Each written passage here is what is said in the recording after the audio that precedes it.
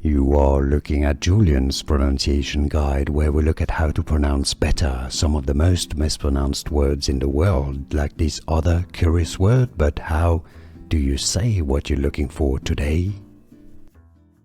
Let's learn once and for all how to pronounce those words, all of them, around the verb diagnose. Diagnose, alright? So when you're going to the doctor, he diagnoses your sickness, your disease, your illness. So top word here is diagnose. That's the verb, to diagnose. Now the doctor diagnoses. That's your second word here. Diagnoses. He diagnoses your condition.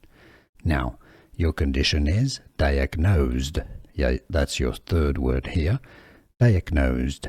Now the action of making to diagnose is a diagnosis. That's your fourth word here with SIS at the end. A diagnosis. The diagnosis here is a cancer, for example. Diagnosis. Now, the diagnostic. Diagnostic is also to make a diagnosis. Diagnostic. How to pronounce? Let's go through all of them again. Diagnose, diagnoses, diagnosed, diagnosis, diagnostic.